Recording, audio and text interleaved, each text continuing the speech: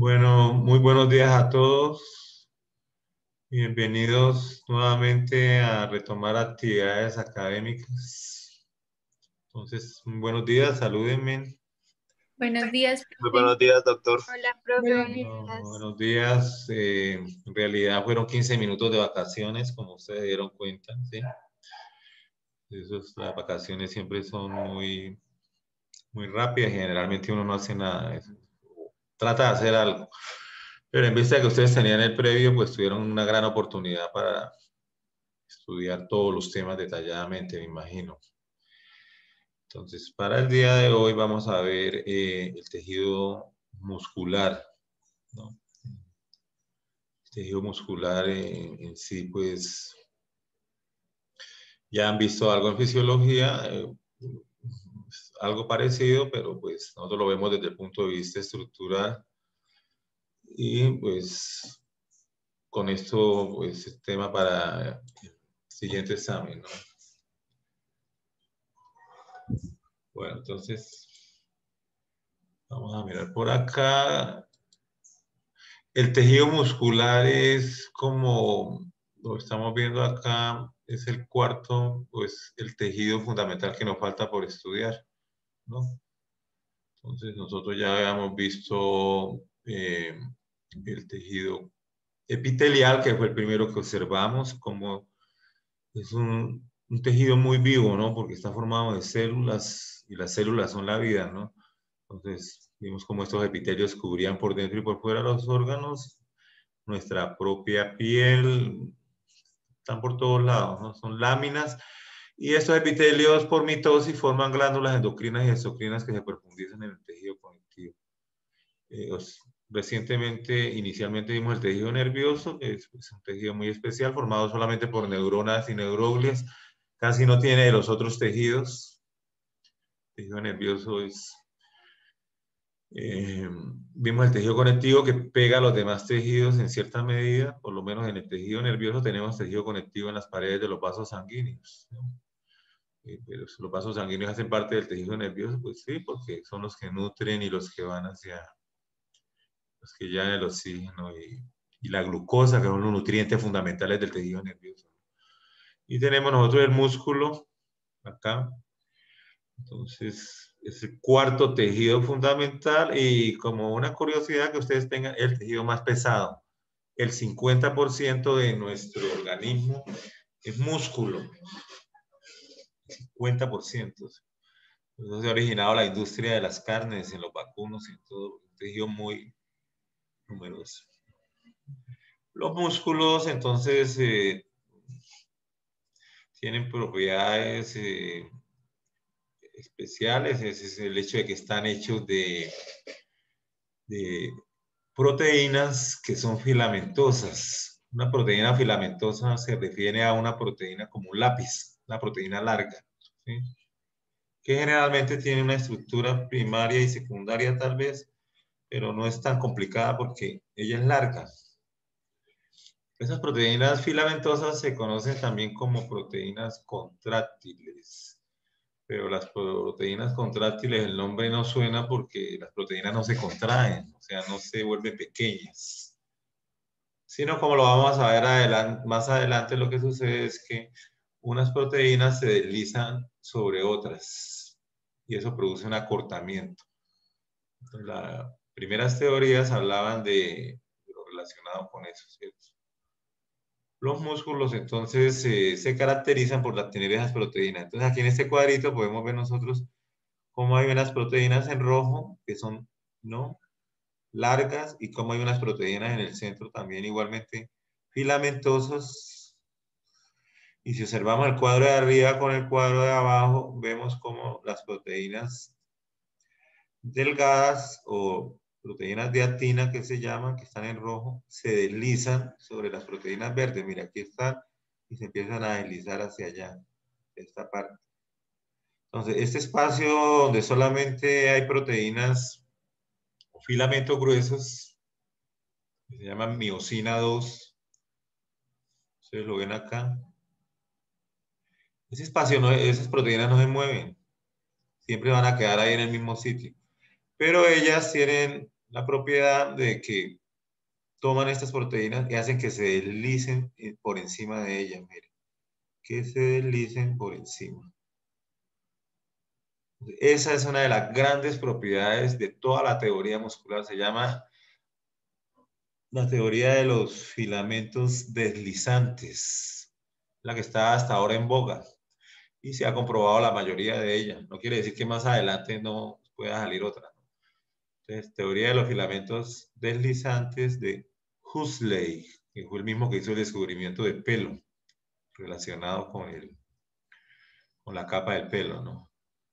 Eso sería una de las propiedades que tiene este músculo, que todo está hecho de esto, de proteínas contráctiles que las llaman, pero yo las llamo proteínas deslizantes. ¿Sí? Pues. Ahora, si ustedes observan ahí, ven una unidad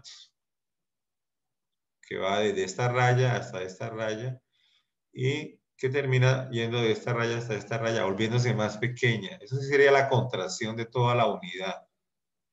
Y esa unidad pues se llama sarcómera o sarcómero. ¿Sí? Luego más adelante la vamos a detallar.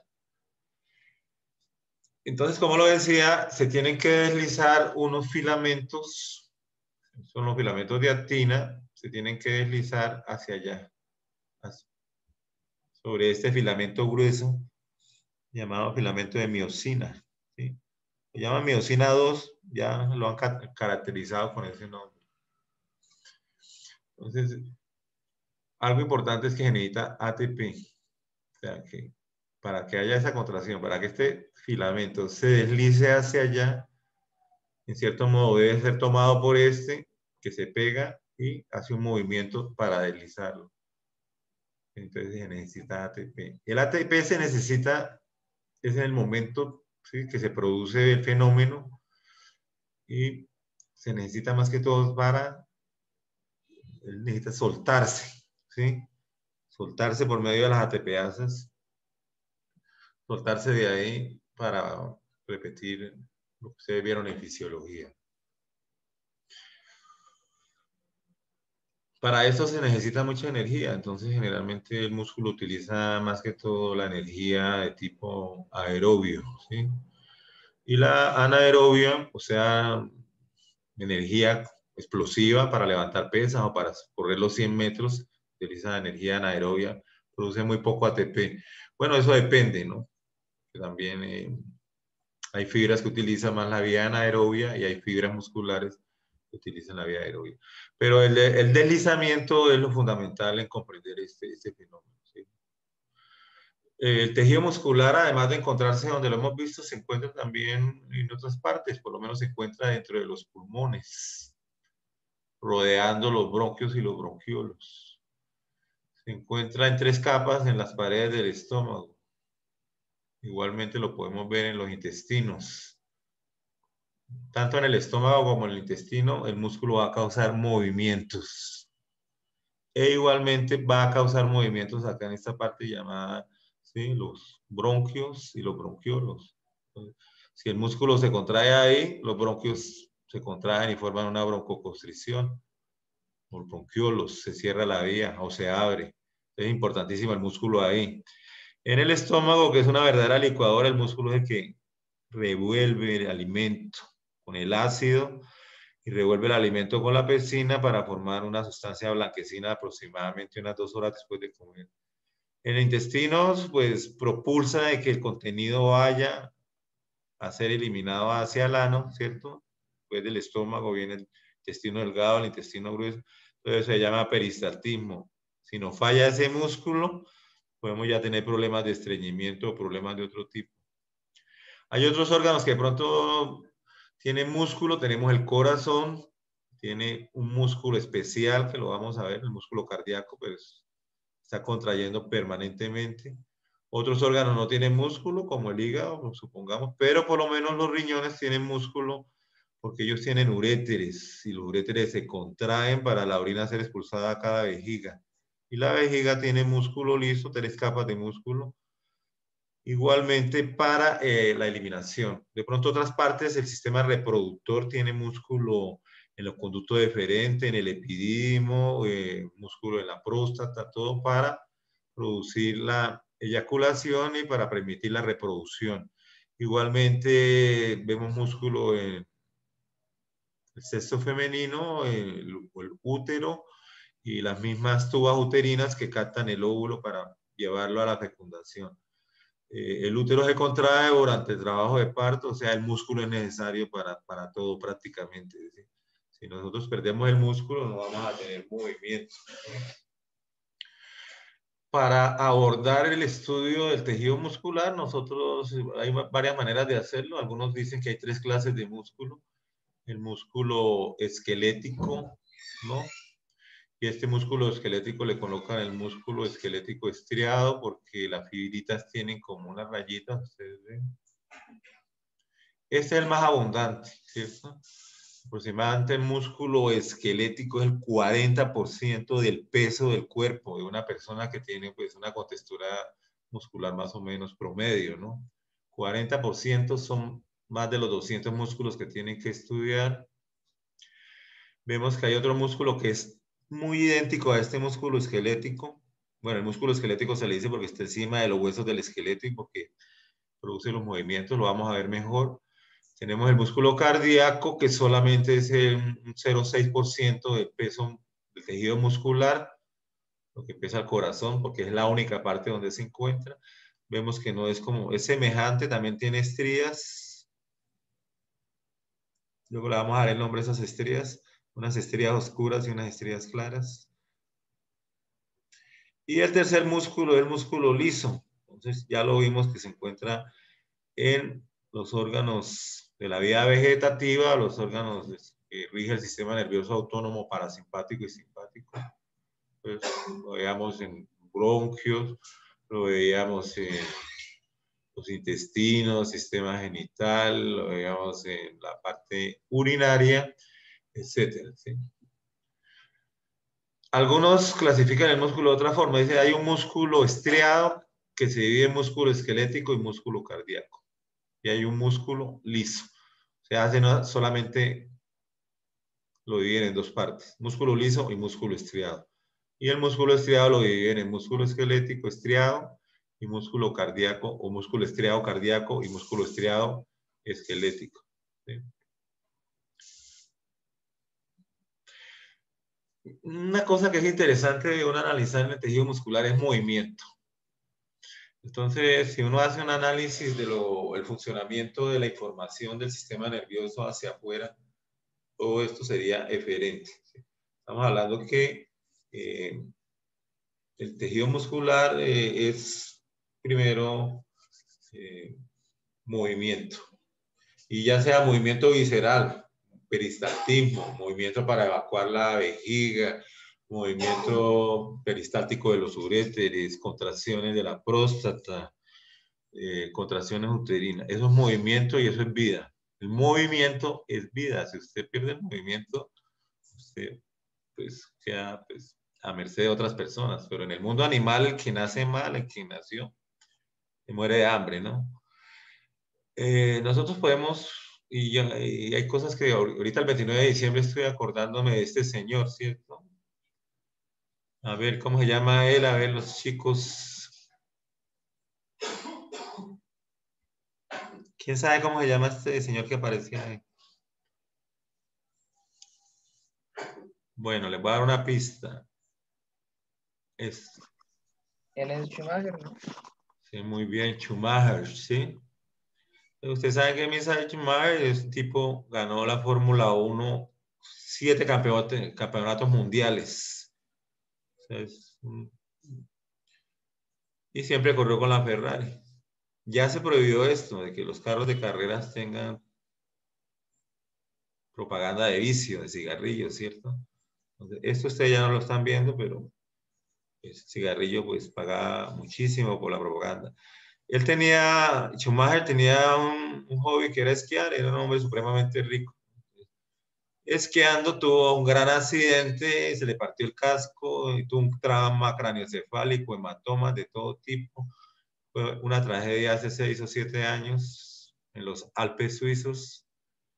Y esto pues todos esos movimientos son producidos por esto que nosotros estamos viendo, las sarcómeras. Aquí están viendo las sarcómeras a los microscopios electrónicos. O sea, vaya, cualquier movimiento que yo haga en músculo estriado, en músculo cardíaco, esta distancia entre estas dos rayas negras se tiene que acortar.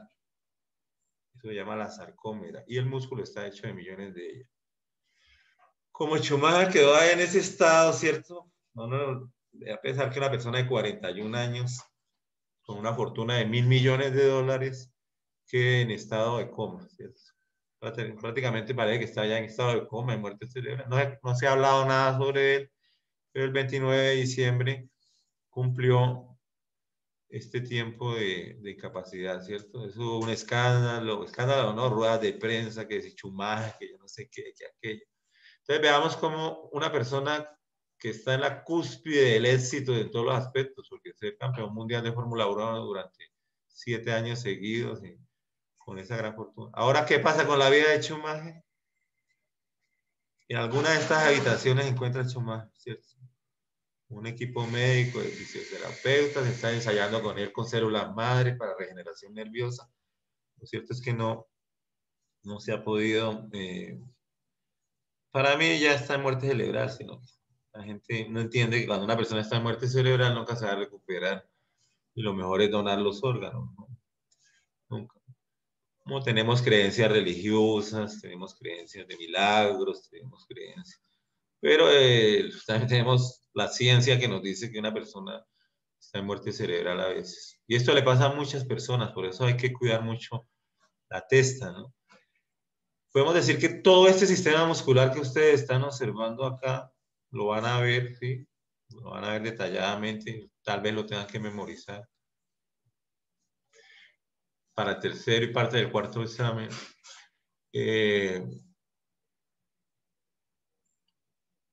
Nos hace ver a nosotros los músculos. Entonces, los músculos, podemos ver ciertas cosas. Los músculos siempre están formados por fibras musculares. Entonces vamos a empezar a ver el primero de estos músculos, que es el músculo estriado esquelético. Luego veremos algo del músculo liso y posteriormente observaremos algo del músculo cardíaco. Si ustedes se dan cuenta, los músculos tienen una propiedad, se pueden hipertrofiar. Hay dos palabras claves, hipertrofia e hiperplasia. ¿Quién me podría decir la diferencia entre una hipertrofia y una hiperplasia? Profe, hipertrofia es que crece el tamaño e hiperplasia es que crece el número de fibras o el número de células. Hiperplasia es el número de fibras, como sucede en el útero. El útero es como un puño de grande, ¿cierto? Pero la mujer puede llegar a aumentar 40 veces el volumen para mantener el bebé antes del parto.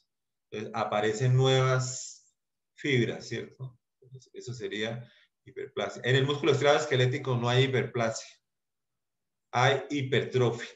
Entonces, cada fibra muscular se va a aumentar 10 veces su tamaño.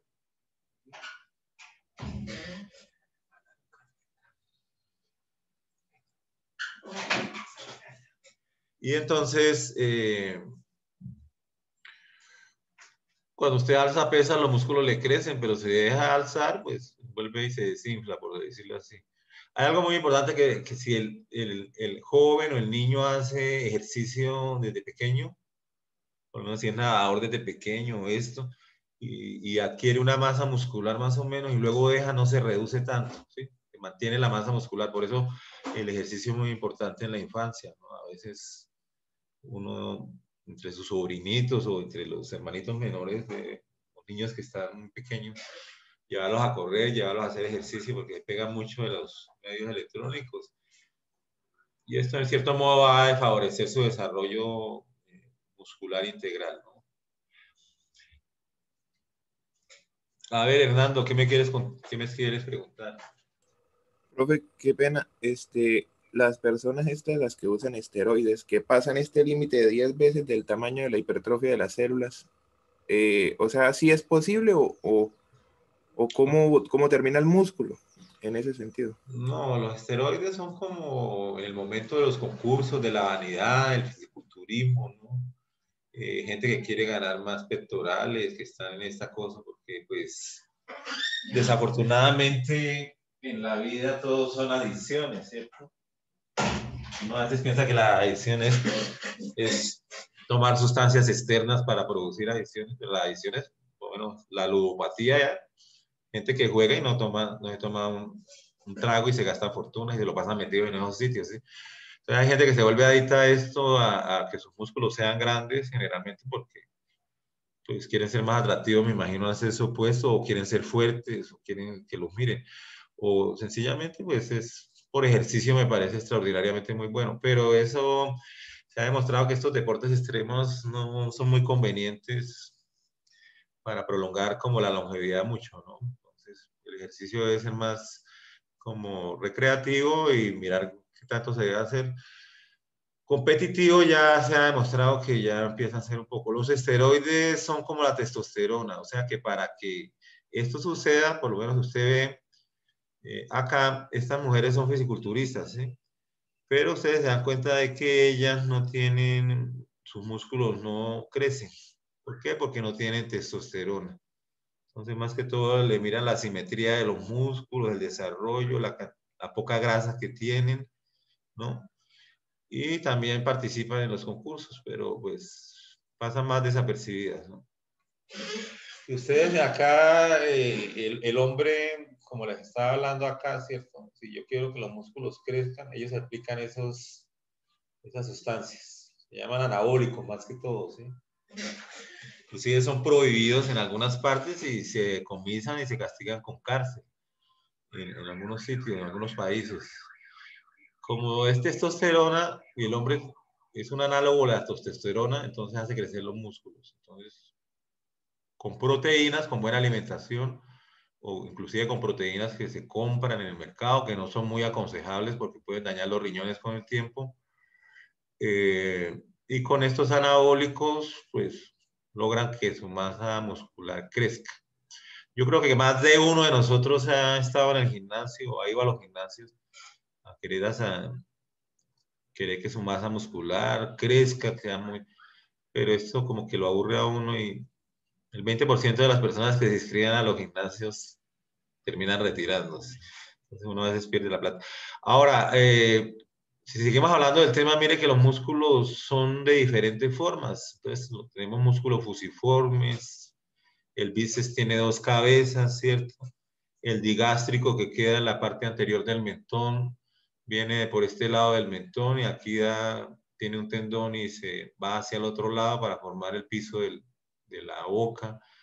Tenemos los poligástricos como los rectos, músculos planos como los pectorales, los multipeniformes, van a ver los serratos en forma bipeniforme de pluma o por un solo lado. Entonces tienen formas muy variables.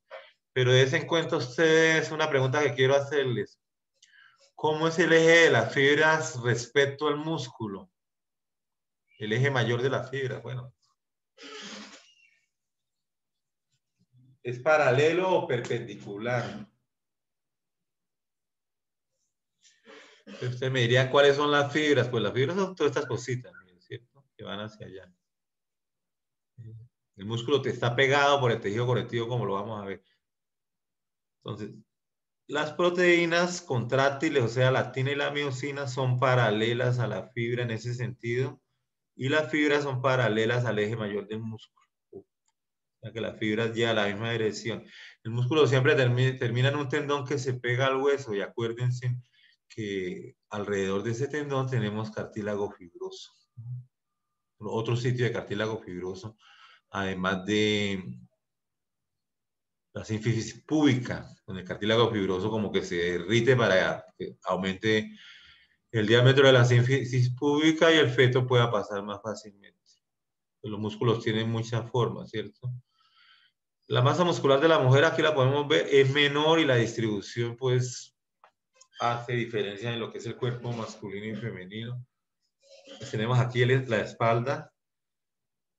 Cuando viene el desarrollo, después de la pubertad y viene la adolescencia, entonces viene el desarrollo y la diferenciación del cuerpo del hombre y la mujer porque va a producir estrógenos en sus ovarios y el hombre en sus testículos va a producir testosterona. Entonces, esto va a hacer que cada uno de los géneros se caracterice por tener un cuerpo diferente, que entre otras cosas, pues es necesario, ¿cierto?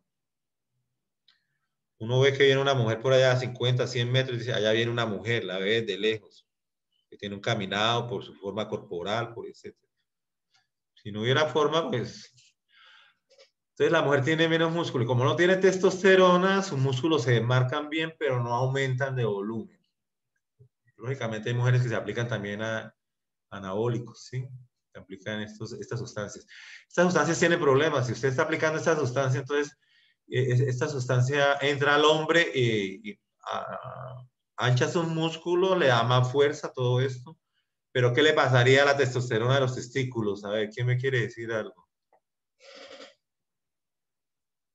Disminuye, ¿no? Porque si hay un soporte artificial, pues interpreta que ya hay un exceso, entonces dejaría de producir. ¿Qué pasa cuando él se retira entonces? Pues tendría ahí como un déficit de testosterona natural. Podría llegar a tener una atrofia testicular, ¿entiendes? Total, sí, ¿no? Entonces, lo que pasa es que ellos hacen eso y después hacen ciclos. Luego aplican testosterona, luego aplican la hormona de crecimiento. Manejan cosas, unas locuras, verdaderamente para uno es una locura meterse con el cuerpo en esa forma, ¿no? El cuerpo es muy complejo y para estarle metiendo sustancias. Igualmente, pues recalcarle, si usted empieza a tomar pastillas para dormir, ¿qué pasará con las sustancias químicas que producen el sueño? Se disminuye la producción natural igual. Y de pronto, si usted ese viernes no alcanzó a reclamar las pastillas para dormir, ¿qué le va a pasar ese viernes en la noche y el sábado siguiente? Si usted es dependiente de las pastillas, entonces no va a poder dormir bien. Y si usted lleva 2 días sin dormir, ¿cómo se sentiría? Agotadísimo, mal. Eso es terrible, lo he visto con los pacientes, inclusive no pueden manejar, se aguantan a veces porque tienen, usted sabe que esta droga es de control, entonces no consiguen el médico, no se puede comprar así, ¿no? Cuando necesiten droga de control, con mucho gusto yo les puedo colaborar porque tengo formularios de esos. Y yo he visto que los pacientes se desesperan, entonces por lo menos no pueden ni manejar, tienen que ir al trabajo mientras buscan ayuda psiquiátrica o algo parecido. Pero ellos son felices teniendo las pastillas, ¿cierto? Inmediatamente sabe que se les acaban y no van a dormir durante un puente. Es terrible. Parece que no dormir produce un aceleramiento en el sistema nervioso donde usted se vuelve súper sensible a los ruidos, todo le parece que se acelera, etcétera, etcétera. Entonces, los que le tengan inclinación por la psiquiatría pueden pues, ir mirando que esto es muy importante. Vemos nosotros que la mujer tiene una pelvis mucho más protuberante para que el producto de la gestación pueda pasar por el canal del parto y salir por su vagina con el nacimiento normal. Y ahí también hay músculos. Sin embargo, la grasa es el gran distintivo entre el hombre y la mujer. Digamos, esta parte de los hombros, ¿no? Es un problema para la gente que quiere cambiar de sexo porque sus hombros van a ser siempre anchos, ¿no?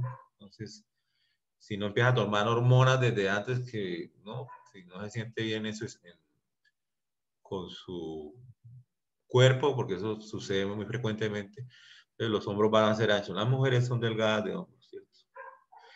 Y lógicamente acá, como hay poca masa muscular en este lado, la cintura y la distribución de la grasa en estos lados. Pero bueno, eso es como para que ustedes vean que sí hay una gran diferencia en la parte muscular en el género, ¿cierto? ¿Qué es lo que se vio en las fibras musculares estriadas esqueléticas? ¿Qué es lo que estamos nosotros viendo en este momento? Cuando se vieron al microscopio, los conocimientos eran muy rudimentarios sobre todo lo que era la biología molecular y todo esto, pero ellos observaron que estas fibras tendrían que ser redondas. Aquí las vemos, una fibra, otra, another, ¿cierto? Pero observaron, les causó curiosidad esto, que había una banda oscura y una banda clara, una banda alternando, ¿cierto? En todos lados. Lo llamaron músculo con estrías, o sea, músculo estriado. Luego descubrieron que en el corazón también se presenta lo mismo. Bandas claras y bandas oscuras, todavía lo llamaron músculo estriado cardíaco. Los primeros histólogos de ese tiempo, o sea, nuestros ancestros histológicos, Lógicamente esto, digamos, Malpighi no lo alcanzó a ver, ¿cierto? Porque esto es muy pequeño. Le dieron el nombre de la banda a la banda oscura y la banda I a la banda clarita. Entonces, alternaban, ¿sí? Una banda I, una banda A quiere decir anisotrópico y I quiere decir isotrópico. Anisotrópico es que no deja pasar la luz polarizada e isotrópico es lo contrario. La banda I y la banda A. Luego algunos se pusieron a mirar y se dieron cuenta que la banda clara, o sea, la banda ahí tenía una rayita por la mitad. No se ve acá. Una rayita muy delgada. Y a esa rayita le dieron el nombre de línea Z, ¿no? Antes de continuar con este cuento, ustedes ven este matacho, ¿sí? Como dice el doctor Conde, este matacho acá, esta carajada. Ustedes ven que cuando el feto se está formando, se forman los somitas. Y los somitas, digamos, van a formar los músculos, porque este feto está hecho de puras membranitas, ¿cierto? Yo diría que esto, el esbozo que va a formar la extremidad superior es un somita gigantesco, y el que va a formar la enfermedad inferior, que no aparece acá, también es como un somita modificado y gigantesco, porque van a tener lo mismo. Generalmente a la 21 a 22 semanas aparecen los primeros dos somitas, y van apareciendo más y más y más. Cuando están apareciendo aquí unos, aquí ya han desaparecido otros. O sea que no los vamos a tener todos completos. Generalmente son como unos 42. El somita, al mirarlo, es el que va a producir los huesos, el músculo y la dermis de la piel. Cada uno de estos. Lógicamente acá van a producir los músculos transversos, los músculos rectos anteriores, los músculos de la espalda, todo esto. Para darle una envoltura al feto, ¿cierto? Y para formar el músculo estriado esquelético. Entonces, esto, la parte central del somita se llama el esclerotoma. Forma el músculo, perdón, forma las articulaciones, forma los huesos, la médula ósea. Y en este caso, estos somitas, la parte ósea se va a venir así, va a formar las costillas, ¿cierto? Primero. Y luego la segunda parte de este pequeño círculo, o sea, no la parte central, lo que lo envuelve se llama el mioblasto, forma las células musculares estriadas, las que estamos viendo. Y la parte más externa del somita va a formar la dermis de la piel. Por eso el somita tiene estos nombres, ¿cierto? Esclerotoma en el centro, miotoma en la parte media y dermatoma en la periferia. Como yo vi la clase, estuve mirando la clase en biología, esto ustedes lo vieron allá. Entonces, ahora, ¿qué pasaría en la formación de acuerdo a la distribución que yo he dicho del esclerotoma, el músculo, o sea, el miotoma y el dermatoma? ¿Qué pasaría acá en la formación de la extremidad? ¿Quién me puede hacer la analogía?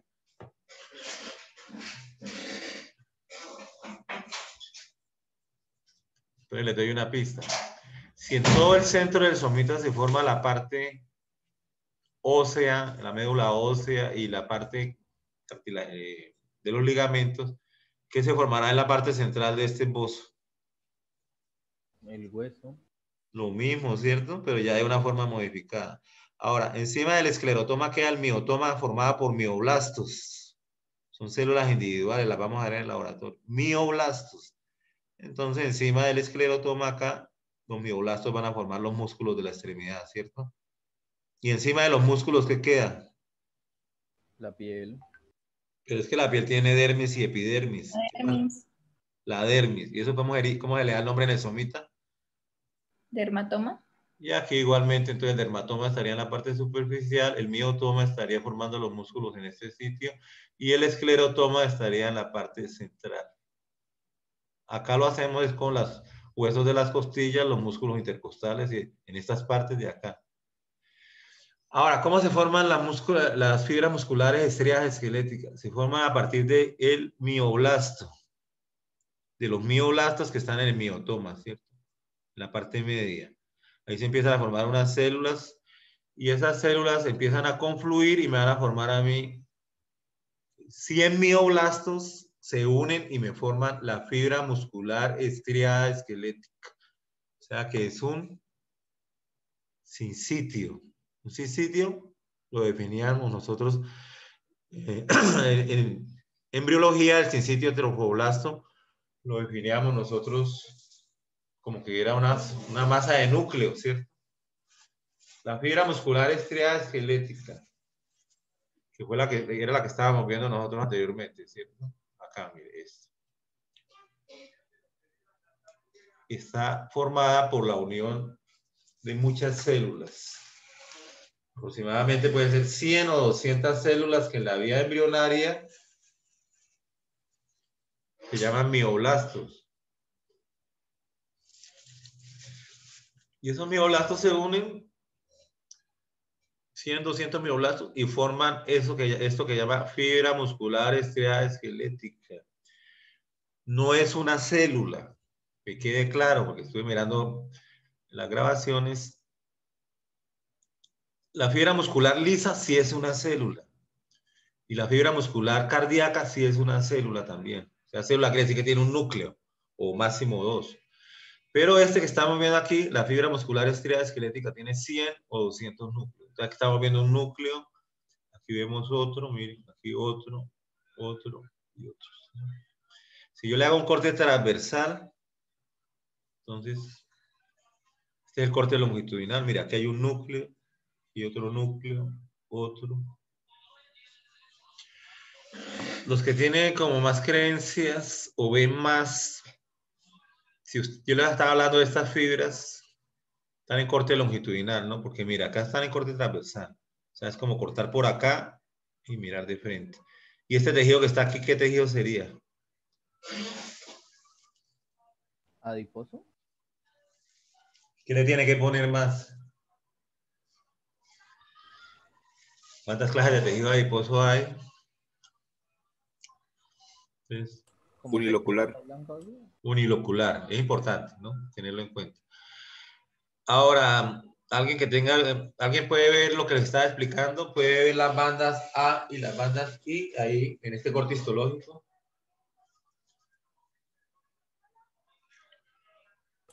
No. Miren bien.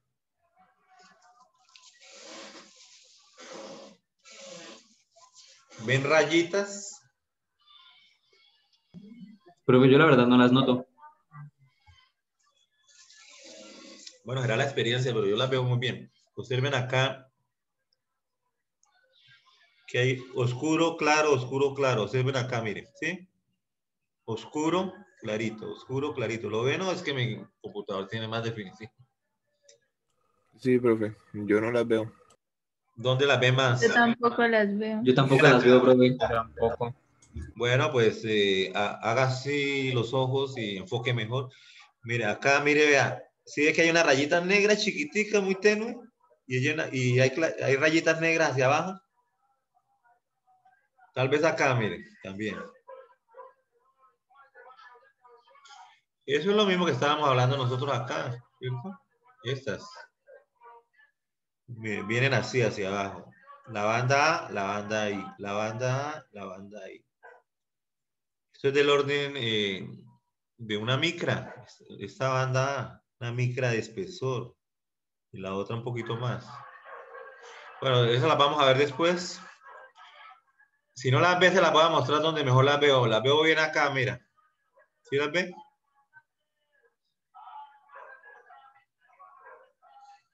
Bueno, luego lo miramos entonces. Si yo hago un corte así, ese músculo estirado en corte longitudinal. Si yo lo corto transversalmente, lo veo así. Entonces las fibras no son completamente redondas. Hay fibras que tienen esta forma y otras que son algo así. ¿Cómo son los núcleos? Entonces ya dijimos, los núcleos son periféricos. Por eso también diferenciamos la fibra muscular estriada esquelética. La fibra muscular estriada esquelética se le da el nombre también de miotúbulo. Y no es una célula, ¿sí? Son cientos de células. Sino que usted mira la grabación de fisiología, pues hacen esa insinuación que de pronto es que son células. los núcleos siempre son periféricos. En las cardíacas no son, tienen diferencias, por eso les hago hincapié en esa parte, ¿cierto? Si nosotros miramos un músculo, el músculo se une al hueso por un tendón, ¿no? Aquí está la médula ósea, el hueso compacto, que es el, ¿no? Siempre se une, quiere mover el hueso, es su única función. Entonces, ¿qué partes podemos ver en el músculo? Que el músculo es cubierto por una fascia muscular, que es un tejido conectivo denso y regular, que recibe el nombre de perimicio. Perdón, de epimicio. Epimicio, tejido conectivo denso y regular, como el tendón. Como los ligamentos que unen los huesos en las articulaciones. Son las únicas partes donde hay este tejido conectivo denso regular, que también recibe el nombre de tejido conectivo denso moldeado en los libros modernos. Si usted llega y corta el músculo y lo ve en sección transversal, usted encuentra que el músculo está dividido por esta fascia de tejido conectivo denso. Entra y tabica el músculo. O sea, aquí encontramos nosotros que forman los fascículos musculares. O sea, aquí hay un fascículo, aquí hay otro. Como el tejido conectivo denso moldeado del epimicio entra y divide, entonces esto forma lo que llama el nombre de perimicio. Entonces los perimicios delimitan los fascículos, como lo vemos acá. Y está hecho de tejido conectivo denso irregular. Entonces, no moldeado. Este de aquí, moldeado. Tejido conectivo denso regular o moldeado. Y este, tejido conectivo denso irregular, no moldeado. Forma el perimicio. Aquí está un fascículo, este es otro fascículo. Y este es perimicio. Ahora, ¿qué hay dentro de los fascículos? Están las fibras musculares, los miotúbulos que llamamos. Son cada una de estas cositas, ¿cierto? Cada una de estas cositas es una fibra muscular estriada esquelética. Y se dividen por endomicio. Entonces el endomicio es el tejido conectivo que las separa acá. En el nervio era epineuro, perineuro y endoneuro. Aquí es perimicio, endomicio, ¿qué? Perimicio y endomicio. Y en el tendón es epitendón, peritendón y endotendón. En estas tres partes utilizan como este tipo de nomenclatura. Entonces aquí vemos el fascículo y vemos la fibra muscular, ¿no? Lo mismo que estamos viendo acá. Entonces el músculo, los fascículos son estos. Este es el endomicio, el perimicio, endomicio acá. ¿De qué está hecho el endomicio? El endomicio está hecho de colágeno tipo 3 o fibras reticulares. Esas fibras reticulares pegan el músculo. O sea, el músculo está pegado al tejido conectivo. Y si no estuviese pegado, la contracción de la fibra no serviría para nada, porque no se transmitiría a todo el músculo. O sea que es esencial ese tejido conectivo del endomicio y lo mismo los tejidos conectivos del perimicio. Cada fibra, este tejido conectivo se va uniendo y forman el tendón a lo último. O sea que el tendón es un aporte de todas las fibras musculares hacia el extremo donde se une con el hueso. Si nosotros tenemos el mismo dibujo, lo vemos mejor acá también. Ese músculo que ustedes van a ver, entonces sacamos las fibras musculares. ¿Vean? Si yo saco unas fibras, miotúbulos, fibras musculares, la unión de cientos de mioblastos. Si uno se pone a pensar por qué ha aparecido este tipo de tejido donde se unen cientos de células, es para crear organismos más grandes sobre la superficie de la Tierra y tiene que ver con la gravedad. Entonces, necesitamos fibras muy grandes, antigravitatorias, ¿no? Esas fibras tan pequeñas como las celulitas no podríamos movernos, ¿no? Una cuestión importante de estas fibras musculares es que ellas están cubiertas por una lámina basal que las protege. Y debajo de esa lámina basal sí encontramos nosotros la membrana celular. Entonces acá la tenemos más aumento. Bueno, acá haciendo una analogía y para que les quede, para que ustedes estudien, vemos nosotros como el pectoral mayor y estos músculos, o de estos músculos, sacamos la fibra muscular Esta es la fibra, ¿sí? Mire que tiene un núcleo, otro núcleo, tiene cientos de núcleos. Y esa fibra muscular en su interior está hecha por una unidad más pequeña, llamadas miofibrillas. Y aquí sacamos la miofibrilla sola. Entonces en la miofibrilla se esclarece un poco el misterio de las bandas A y de las bandas C. Porque se encuentran ustedes que de acá hasta acá es la banda A, es la oscura. Y de acá hasta acá es la banda I, ¿sí? Ahora, ¿qué pasa? Otra vez la banda A y otra vez la banda I, ¿sí? Es repetitivo, ¿cierto? Todo repetitivo. Una banda A, una banda acá y una banda A. La banda I es todo esto, miren, todo esto. Ah, pero tiene una cosita ahí, una rayita. Esa es la línea Z. Entonces, por ahora de lo que hemos visto, porque esto lo vamos a profundizar un poco más, podemos decir que siempre por la mitad de la banda I o de la banda clara existe la línea Z. La banda A, la oscura, y esta es la línea Z. Entonces, entre línea Z y línea Z siempre se repite lo mismo, miren. Esto de acá hasta acá es igual a esto de acá hasta acá, y de acá hasta acá, etc. Por lo cual se definió que lo que hay entre dos líneas Z se llama la sarcómera, que es la unidad funcional y estructural de la contracción o del acople, excitación, contracción. Lo que hay entre dos líneas Z. Vayamos aquí a la siguiente. Entonces, acá tenemos la fibra sola. Pues acá hay un núcleo, otro núcleo. El músculo utiliza mucho la palabra sarco. Por lo menos, un sarcoma es un tumor muscular, ¿cierto? Cosas así. Entonces, los investigadores le han dado nombres propios para no estar nombrando, entonces pues les voy a decir por lo menos sarcómera, ya la vimos, es la unidad de contracción del músculo. Sarcolema, el sarcolema pues ha sido denominada la membrana celular de esa fibra muscular, ¿cierto?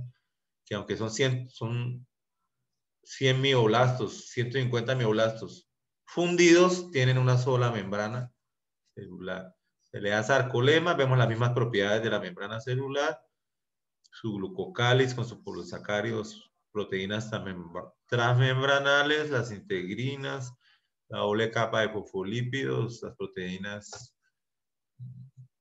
canales iónicos, etc. Eso lo tiene la membrana del músculo también.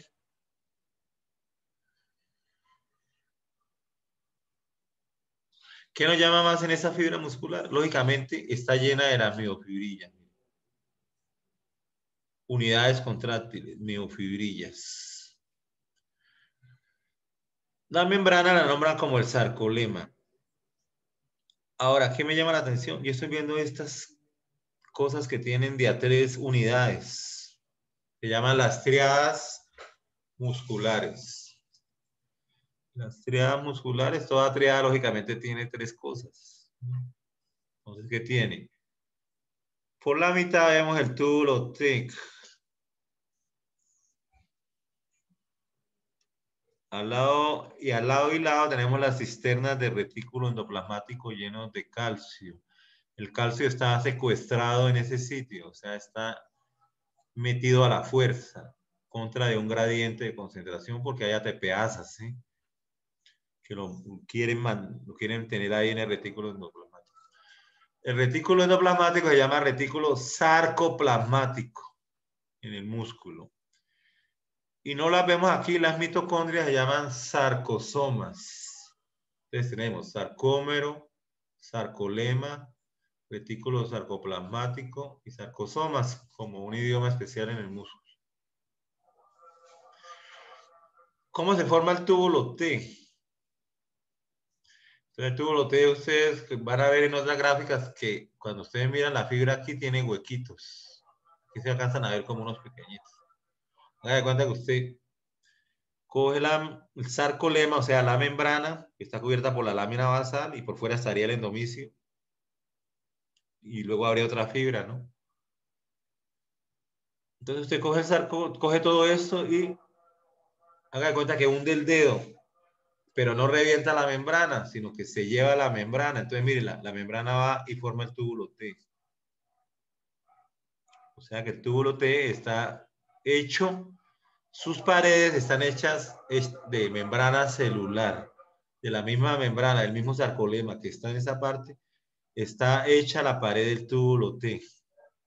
De tal manera que si se despolariza la membrana, ustedes van a ver que esa onda de despolarización, cuando encuentre el hueco del túbulo T, ¿qué va a hacer?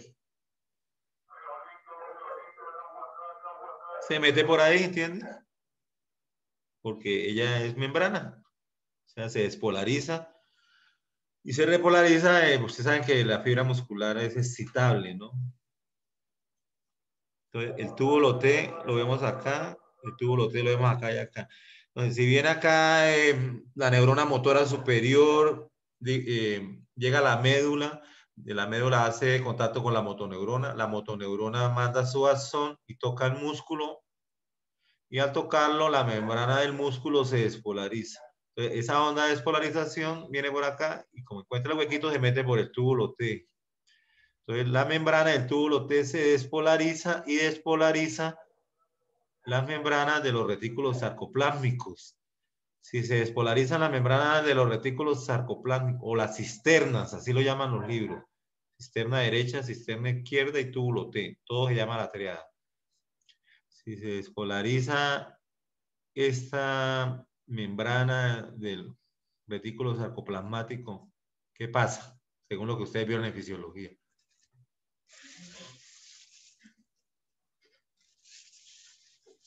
Si no me equivoco, se libera calcio para que pues eso luego se una con la troponina y se inicie la contracción, ¿no? Sí, entonces muy bien, se libera calcio, pero lo que yo quiero que sepan ustedes es que el impulso eléctrico viene primero por la membrana de la fibra muscular y encuentra los sumideros, que son los túbulos T que se despolarizan, y los túbulos T son los responsables que se despolaricen las cisternas de retículo y dejen salir el calcio. Lógicamente está llegando una orden de la corteza superior, del área 4, ¿cierto? Llega una orden y el resto es desencadénese todo después de esa orden. Y esa orden se da cuando se toca en la placa motora, se toca la fibra.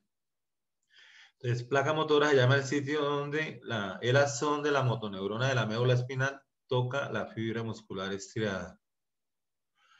Miremos por acá, entonces observémoslo aquí mejor, ¿cierto? Lo que usted habla. Aquí tenemos el axón de la motoneurona de la médula espinal, que ustedes lo vieron. Este es el botón terminal. Y el neurotransmisor que se utiliza es la acetilcolina. Entonces, la acetilcolina queda en este sitio. Y aquí encuentran los receptores en la placa motora, ¿no? La acetilcolina se granula y produce todo el proceso que ustedes ya conocen. Entonces, ahora la que se despolariza es la membrana de la fibra muscular estriada. Entonces, se despolariza y la onda de despolarización viene por acá y mira aquí que encuentra el túbulo T, ¿cierto? Entonces, se viene por acá. ¿Quién es vecino del túbulo T? Las membranas del retículo sarcoplámico. Entonces se despolarizan y mire el calcio sale. El calcio sale acá y ustedes como lo vieron en fisiología va a ir a la troponina y la troponina entonces hace que esta tropomiosina, que es este lacito que está acá, se corra para que pueda haber contracción muscular. Voy a tratar de mostrarles eso en otras diapositivas, pero ustedes más o menos ya lo vieron. Hay cosas curiosas que ustedes más o menos deben saber, por lo menos el veneno de las víboras o de las serpientes pueden hacer que cuando la acetilcolina se pega acá, ustedes saben que siempre que un neurotransmisor se pega, se debe despegar inmediatamente. O sea, debe ser desactivado para que puedan llegar nuevos neurotransmisores a actuar, porque pueden haber nuevos impulsos. Y si entre más impulsos más, el músculo se va a contraer y va a reclutar más unidades y va a formar el tétano, ¿cierto? Y estas cosas que ustedes vieron desde la sacudida muscular simple hasta estos extremos de contracción máximo o los calambres. Para sacar la acetilcolina de acá necesitamos una enzima que se llama acetilcolinesterasa. Dicha enzima llega a los receptores y desdobla la acetilcolina, o sea, la destruye en CoA y colina. Eso muchas veces se recicla para volver a formar el neurotransmisor por transporte antirretrógrado. Pero esas sustancias de las serpientes neutralizan la acetilcolinesterasa. O sea que si no hay acetilcolinesterasa, ¿qué pasará acá?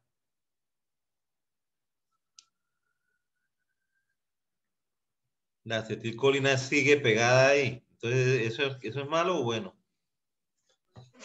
Malo, la respuesta se vuelve exagerada.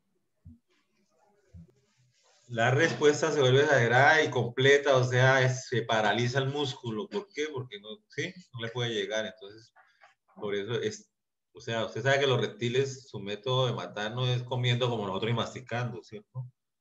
Ellos comen entero porque ellos no... Y ya cuando la presa está metida en su sistema digestivo, ahí los ácidos la deshacen, ¿cierto? Bueno, entonces quedó entendido esto, lo que es las triadas, ¿cierto? Las triadas. Porque 1, 2 y 3, ¿cierto? Túbulo acá, 1, 2 y 3.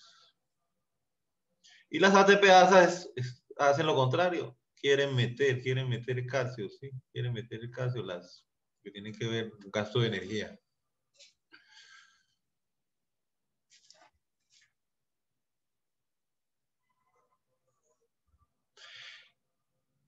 Yo les decía que los reptiles hacen eso, ¿por qué? Porque ellos paralizan la presa. Sí, ellos no pueden comer una presa que se mueve, ¿no? Porque no tienen dientes ni hacen eso. Entonces, dejarla quietecita para engullirla.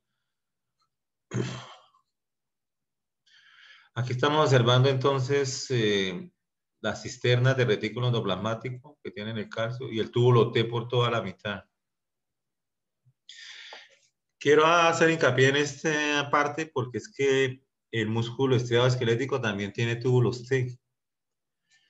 Y el músculo liso no los tiene, pero tiene otras estructuras similares llamadas caveolas.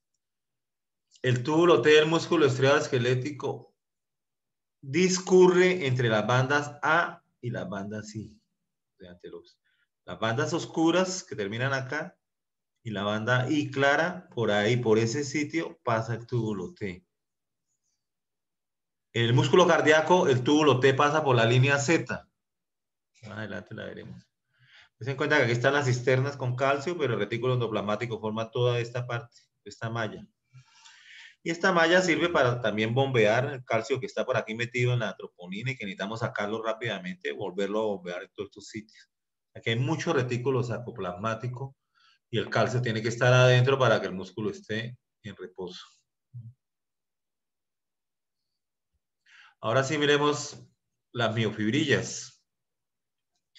Aquí en este dibujo por lo menos dicen miofibrillas y señalan esto.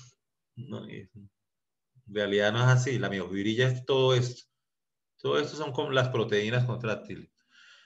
La miofibrilla tiene la particularidad de que están muy bien ordenadas las proteínas. Y esto lo vemos desde siempre. O sea, nosotros podemos dilucidar lo que vimos nosotros, ¿cierto? Lo que vimos nosotros acá, en esta parte. Entonces vamos a ver qué era lo que veían ellos, ¿sí? Las bandas A y las bandas C. Entonces, tenemos nosotros acá. La banda A sería esta, lo rojo. Y está hecha de una proteína llamada miosina, miosina 2. Y la banda I sería esto, de ampliado, lo claro, isotrópico. La banda A, anisotrópico. La banda I está hecha de filamentos delgados, pero por toda la mitad de la banda I encontramos nosotros esto, la línea Z. La línea Z y aquí la línea Z. Entonces, entre línea Z y línea Z tenemos el sarcómero, que es la unidad funcional y estructural de la contracción muscular. ¿Qué quiero decir? que a pesar de que yo tenga el 50% de mi cuerpo sean músculos o el 40% sea músculo estriado esquelético, todo está hecho de sarcómeros, ¿sí? Son unidades muy pequeñas. De aquí hasta acá hay 2.5 micras nomás. Y es repetitiva. Un sarcómero aquí, otro sarcómero, otro sarcómero, otro sarcómero. Están viendo ahí. ¿Qué otra cosa nos muestran acá? Que en la mitad de la banda A, que es la roja, hay una parte clarita. Entonces le dieron el nombre de, aquí dice zona H, pero el verdadero nombre es banda H. Entonces, ¿qué podemos decir? ¿Cuáles son las partes de la sarcómera? Las líneas Z, formadas por una proteína llamada alfa-actinina, que sirve para anclar, para pegar los filamentos delgados que son estos. Entonces, la banda A, en la mitad de la banda A, la banda H. Y al lado de la banda A hay media banda I. Y a este lado hay media banda I. Eso forma la sarcómera. Media banda I, banda A con la banda H y media banda I de esta banda clara. Entonces hay miles y millones de sarcómeras unas detrás de otras. Y se ordenan para poder hacer la contracción muscular. Lo podemos ver por lo menos acá. Dense en cuenta que, mire, la banda A es esto y la banda I sería esto. Aquí vuelve a ver la banda A y la banda I. Entonces, los filamentos gruesos siempre se ponen unos debajo de otros y se aparean con las miofibrillas que están en los mismos lados. Y aquí está la banda A, la otra miofibrilla también la tiene exactamente en el mismo lugar. Igualmente, los túbulos T y las cisternas van discurriendo entre la banda A y la banda I. Es un orden prácticamente, podemos decir que es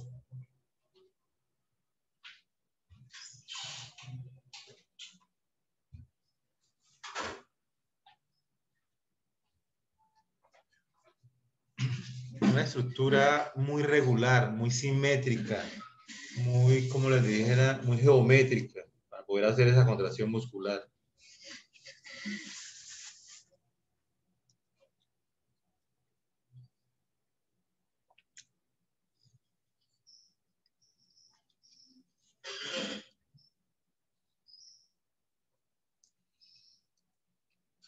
Antes de seguir con la sarcómera, de pronto se me queda, y eso lo dijeron ustedes, las fibras musculares estriadas esqueléticas pueden ser rojas o pueden ser blancas. Entonces, de tal manera que, o pueden ser intermedias, pero todas no son iguales de grandes. Entonces, las fibras blancas, es como la pechuga del pollo, las carnes blancas, están formadas por fibras blancas. Están hechas para lo que se llama el ejercicio anaeróbico. Entonces, un corredor de los 100 metros planos o un pesista tienen gran cantidad de fibras blancas. Hay unas intermedias. Las fibras blancas, ¿por qué se caracterizan? Primero, no realizan el ciclo de Krebs. La energía la obtienen por la vía de la glucosa fosforilada o por la vía de las pentosas. Esta vía de las pentosas produce ácido láctico, que no deja que el músculo pueda seguir trabajando. Entonces, no tiene casi mitocondria las fibras blancas. Presentan abundante glucógeno. Entonces, la fibra blanca es como para correr los 100 metros planos, ¿cierto? Se llama ejercicio anaeróbico y son grandes. Miguel, ¿qué me quieres comentar? Profe, sí, es que me causa curiosidad. ¿Se tiene alguna idea de por qué estas fibras blancas prefieren usar la vía anaeróbica que la aeróbica? Porque según vimos, la vía aeróbica genera muchísima más energía. Entonces, ¿por qué se da esto? Por supervivencia. Y si usted, ¿qué tal que usted tuviera solo fibras rojas con la vía Con la vía aeróbica usted no puede correr tan rápido para escapar, o sea, ¿sí? Usted ha visto lo que le pasa al leopardo cuando pega su carrera para coger la presa. ¿Cuánto tiempo le queda corriendo así? Muy poco. Por eso. Entonces, muy poco porque el músculo se intoxica con ácido láctico y no puede correr más porque si no perdería el conocimiento, ¿sí?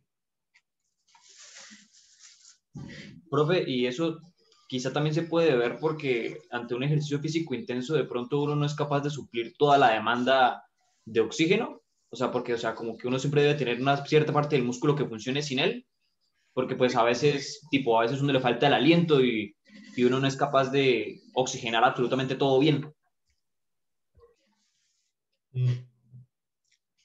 ¿Cuántas veces respira un corredor de 100 metros cuando hace la prueba en 10 segundos? A veces no respira ni una vez, ¿no? O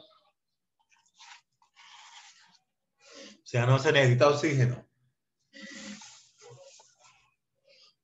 Te voy a dar un ejemplo. Si tú eres un corredor de maratón, ¿qué fibras tendrías?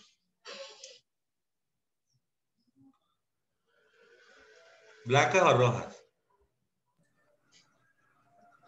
Debería ser. Rojas. Rojas. Rojas. ¿Por qué? Porque necesitamos ciclo de Krebs, estamos consumiendo oxígeno constantemente, estamos, ¿cierto?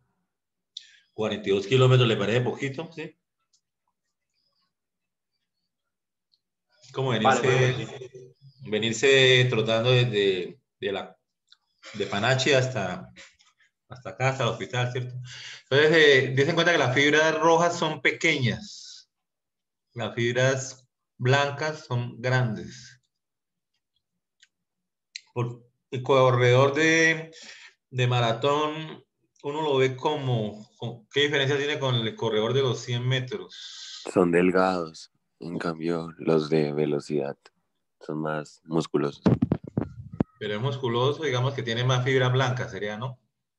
Entonces, si usted de pronto es velocista, tendría puras fibras blancas y pocas rojas, ¿no? Pero si usted de pronto cambia y empieza a hacer velocidad o empieza a hacer fondo, las fibras blancas se convierten en rojas. O sea que eso es de acuerdo al ejercicio que hagas, ¿sí? Si haces una biopsia de un pesista, porque es pura fuerza, pura explosión, o sea, vía anaeróbica, ¿cierto? A ver, ¿qué me quieren preguntar? Profe, ¿cómo es que se hace este cambio para que pase de ser una a otra? El ejercicio. Porque si usted empieza a hacer maratón, empieza a hacer trote y todo eso, pero si usted es un velocista, no le aconsejo que se vaya a hacer trotes, ¿sí? Entonces, este fenómeno lo están analizando en el sentido, por lo menos, de que Nairo Quintana subía muy, ¿sí? Pero era malo para la contrarreloj. Entonces, ahí se explica, ¿cierto? ¿Por qué es malo para la contrarreloj? Entonces, tiene más fibras blancas o rojas, entonces tiene más fibras rojas y por eso sube, ¿sí? Porque son de más ATP, más energía. Y por eso los velocistas, los sprinters nunca están en los premios de montaña ni en nada de esto, ¿cierto?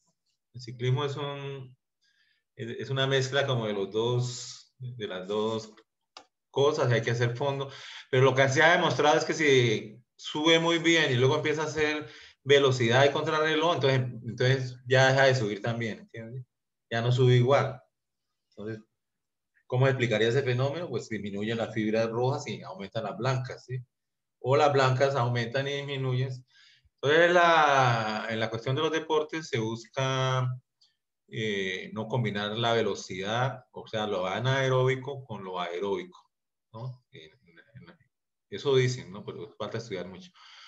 Observen ustedes que los núcleos son periféricos. ¿Qué tiene la fibra roja? Que no lo he dicho, tiene abundantes mitocondrias, tiene mioglobina, tiene citocromos que le dan ese color rojizo. Los citocromos están dentro de la mitocondria y tienen que ver con el ciclo de Krebs que produce 34 veces, produce más 34 ATPs que la vía anaeróbica. La vía anaeróbica es rápida, ¿sí? Como para los animales que tienen que huir porque los depredadores, entonces la utilizan ahí en ese tiempo y mientras escapan, ¿no? ¿Qué me querían preguntar nomás? Profe, ¿las dos tienen la misma fuerza o no? O sea, No, la vía anaeróbica tiene muchísima fuerza, ¿cierto? Porque, digamos, son más grandes y la cantidad de energía que reclutan es para un momento determinado. Es una cuestión de 5, 10, 15 segundos y ya, ¿sí? Entonces tendrías que seguir con la vía aeróbica. Ambas se pueden combinar, ¿cierto? Pero para alto rendimiento no es aconsejable tener como, o sea, hacer fondo, hacer velocidad, hacer eso, ¿no? Eso pues todavía está estudiando. ¿Otra pregunta? Entonces, usted de pronto ve flaco, es que tiene muchas de estas rojas, ¿cierto? Si empieza a hacer pesas, entonces estas rojas se les van a convertir en estas, va a coger más volumen. Pero eso tiene que haber buena testosterona también, ¿no? Recuerde que el crecimiento. Bueno, aquí tenemos la sarcómera para que a ustedes les quede otra vez la idea clara. Entonces observamos, el filamento grueso es este, y estos son los filamentos delgados, son estos que nacen en la línea Z, están anclados a la línea Z. El filamento grueso y filamento delgado entre líneas Z, y los filamentos delgados que son estos se deslizan. La banda H, que ustedes se den cuenta que en esta parte central solo se ve color azul, no están intercalados como acá. Esa es la banda H, donde solamente hay filamentos gruesos. Y ahí vemos que la miosina, que es el filamento grueso, o sea, el filamento grueso está hecho por 200 o 300 moléculas de miosina. Mientras que el filamento delgado sí es uno solo, con sus diferentes partes, ¿sí?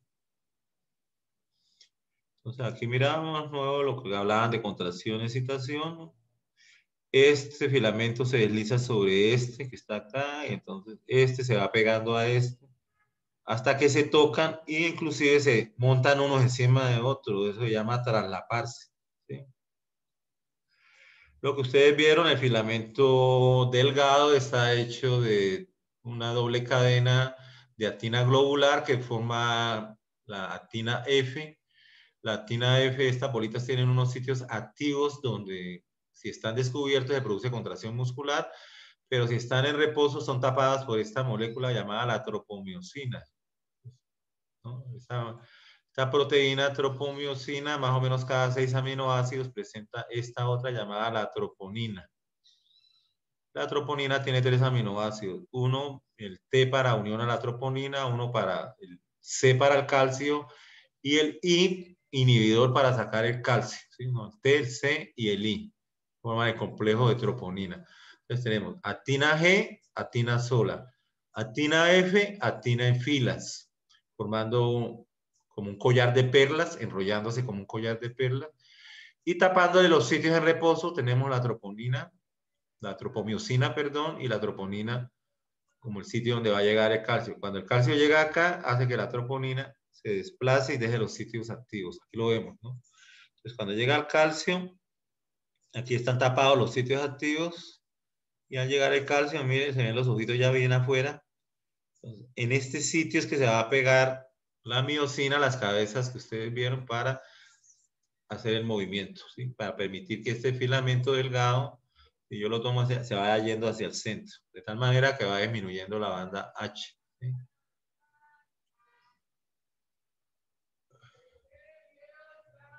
El filamento de miosina está, o sea, el filamento grueso, que uno dice que de miosina no, porque son como 200 o 300 filamentos unidos, tiene dos partes. Tiene una parte recta que forma esta parte central, y digamos que este empieza acá, ¿cierto? Van empezando así.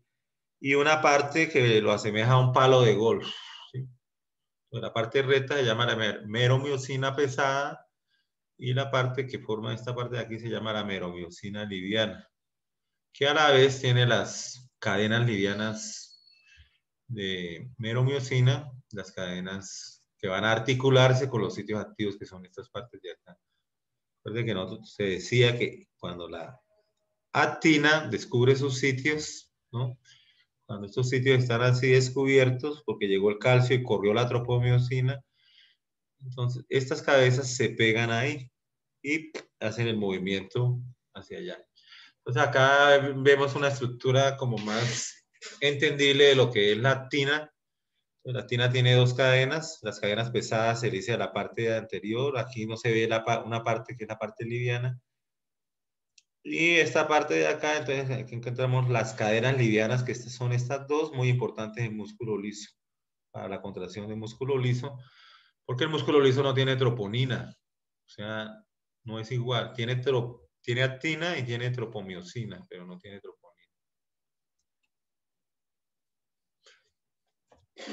La sarcómera no es tan fácil como uno piensa, o sea, todavía la robótica está muy lejos de poder construir un dispositivo tan pequeño y que se regule por sí solo con todo este montón de proteínas. Le falta, como se dice, muchísimo porque si logran contraer una sarcómera de 2.5 micras a 2 micras, eso es lo que hacemos nosotros para caminar, desplazarnos y hacer todo lo que tenemos que hacer. Que se contraigan, que se relajen. Pero como son millones, trillones y cuatrillones, eso nos permite el movimiento. O sea, aquí que vemos, vemos un esquema de la siguiente forma. El filamento grueso es este azul, es que tiene la meromiosina pesada y la meromiosina liviana, que es la que hace contacto. Pero el filamento no puede estar flotando ahí. Primero tiene una proteína que lo une aquí en el centro, ahorita la vamos a nombrar, y tiene esta proteína que lo pega a la línea Z y que como es resortada le da cierta elasticidad. O sea, la sarcómera no solo tiene que ser elástica, el músculo tiene que tener elasticidad de dejarse estirar algo, contracción. ¿Sí? Eso lo vieron ustedes en fisiología. ¿Sí? Entonces, esa parte se llama la titina, es otra proteína. Entonces, la titina me une el filamento grueso por borde y permite cierta elasticidad. Ahora miremos el filamento delgado. El filamento delgado era actina, tropomiosina y troponina. Entonces, existe una proteína que está en el borde, se llama la tropomodulina. ¿Sí? Está en el borde del filamento delgado. Y en el otro borde está la alfa-actinina que une el filamento delgado a la línea Z. Para que el filamento delgado se mantenga en su forma tridimensional, necesita otra proteína llamada la nebulina. La nebulina lo mantiene en su sitio y le da soporte y le da esqueleto a estos filamentos delgados. Entonces podemos decir actina, nebulina, troponina, tropomiosina, miosina, titina. Son unos nombres ahí, pues ustedes poco a poco los captan. Acá observamos lo mismo, como las unidades cuando se unen empiezan a desplazar el filamento delgado hacia allá, la parte central se empieza, este de acá se iría uniendo con este, entonces la línea Z disminuye y vemos entonces la cadena pesada, es esta parte de acá y las cadenas ligeras son estos punticos más pequeños. Esto que estamos viendo aquí es la meromiosina liviana y aquí hacia atrás sería la meromiosina pesada. Vemos la línea M que queda en la mitad de los filamentos gruesos. ¿Y qué los ayuda a anclar? Dense cuenta que si usted hace diferentes cortes, por lo menos si usted corta acá, filamento grueso, filamento delgado, filamento grueso, filamento delgado, tiene esta vista, donde este filamento grueso, que son las bolitas más grandes, cada filamento grueso es rodeado por 6 delgados. Nosotros estamos acostumbrados a ver la versión así, en una sola, en 2 dimensiones. Pero en 3 dimensiones, o sea, digamos que estas paticas, o sea, estas cadenas ligeras que salen acá, que se van a pegar a los sitios activos, lo hacen con esta actina, con todas las que le rodean, ¿cierto? ¿Y qué le están haciendo? Atrayéndolas, corriéndolas, deslizándolas. Entonces, esta se desliza hacia allá y esta se desliza hacia acá hasta que se unen. ¿Sí? Y no se le olvide la tropomodulina, que es la que estaría acá. Miramos acá el ATP y esto, lo que sucede, ¿cierto? Entonces, aquí el filamento, al adquirir, pierde energía. Resulta que para que este filamento se despegue de acá necesita ATP para repetir el ciclo. Cuando la persona muere, no hay ATP. Entonces, de todas maneras, los sitios activos, o sea, como cuando la persona muere, ¿qué le pasaría al calcio del retículo sarcoplásmico apenas muere? ¿Hay energía o no hay energía? Estamos hablando de que muere. Pues, profe, no habría energía. Bueno, ¿y entonces el calcio qué hace? Las membranas siguen formando, Queda afuera. se sale, ¿cierto? No hay nada que lo impida, no hay nada que lo bombee. Y si él se sale, ¿a dónde va a llegar? ¿Cierto? ¿A dónde va a llegar? Pues va a llegar a lo que dijimos acá, a esto, a la tropomiosina y se hace acá. Y si llega acá, hacia acá y separa los sitios activos, entonces, ¿qué sucede? Pues y los filamentos delgados se van yendo hacia allá y se contrae la sarcómera. Pero cuando un filamento de estos toma el calcio así y hace hacia allá para llevar el filamento delgado hacia allá y más unidades se suman, más unidades, depende, ¿sí? De cómo esté llegando la frecuencia de los impulsos nerviosos. Entonces esto viene acá y se dobla, pero no se puede soltar. Entonces llega más calcio. Entonces, ¿qué va a pasar a lo último con todas estas unidades? Que el calcio llega, no necesitamos energía para el proceso, todo está hecho. Esto se dobla como una bisagra, el filamento delgado se va hacia allá, pero no se puede soltar. Ese fenómeno produce la rigidez cadavérica. O sea, al principio pues no se siente, en las primeras 2 o 3 horas las unidades están reclutando. Lo que pasa es que reclutan músculos agonistas y antagonistas a la vez, o sea, se contraen los músculos flexores y extensores de todos los millones de sarcómeras, empiezan a contraer, no se pueden separar porque no hay energía para empezar un nuevo ciclo, no hay ATPasas y finalmente entonces la persona queda tiesa, 7, 8 horas, se lo toca y eso es una rigidez terrible, que si tiene el brazo así flexionado, usted no se lo puede estirar. Primero le parte hasta el hueso, ¿sí? Que por eso lo estiraron. Entonces, más adelante viene la putrefacción y todas las fibras musculares empieza todo eso a desbaratar, como se dice, a tener lisis, y entonces el muerto vuelve y suelta, ¿sí? Vuelve y suelta todas esas sarcómeras porque ya están destruidas, te pone todo atónico y coge una cara especial que llama, bueno, algunos de, hablando con los patólogos, se llama cara de muerto, ¿sí? Esa cara de muerto lo da porque todos nuestros músculos están relajados. O sea, ni aún dormido podemos tener tan... Nosotros siempre tenemos los músculos faciales relajados, contraídos, tal, según las expresiones faciales, etcétera, ¿cierto? Está funcionando bastante. En las personas que fallecen debido a este fenómeno, y a eso, pues a veces sucede eso. Entonces, ustedes tienen que estar en la capacidad de explicar qué es la rigidez cadavérica, ¿entienden? ¿Por qué se produce? Esa sería la parte científica. No que el muerto se pone tieso porque sí, ¿cierto? Aquí estamos viendo lo mismo, los movimientos en bisagra, estamos viendo todo esto, el empuje, usted lo vio en fisiología. Observen otra imagen muy bonita donde se ven los filamentos de actina y de miosina y cómo se van acortando, cómo la banda H desaparece. Por lo menos, si usted hace un corte por acá, usted solamente va a ver puntos grandes, estos grandes solamente. No vería los pequeñitos que ve al lado, ¿cierto? Pero si lo hace por acá, se da cuenta que cada filamento grueso es rodeado por 6 delgados. Y esa masa en corte es lo que llama la miofibrilla. Aquí les dejo un resumen de las proteínas. Entonces, la miosina 2, que es la misma miosina, la miomicina, hablábamos que estaba en la línea, la titina, esto lo pueden leer ustedes con más calma, la tropomiosina, que ocupa los surcos de los filamentos delgados, la troponina del calcio, etc. La actinina alfa, por lo menos, que fija los discos septas, la tropomodulina, la troponina. Esto es muy importante porque los genes regulan la producción de todas estas proteínas y el mecanismo es muy delicado y pues, funciona muchísimo, ¿cierto? Ahora nos estamos moviendo, hablando, moviéndonos, caminando, expresándonos, ¿no? Bueno. Decíamos que el músculo, mira, aquí están las bandas A y las bandas así como más especificadas de esas fibras musculares que son células multinucleadas, son tocadas por el nervio.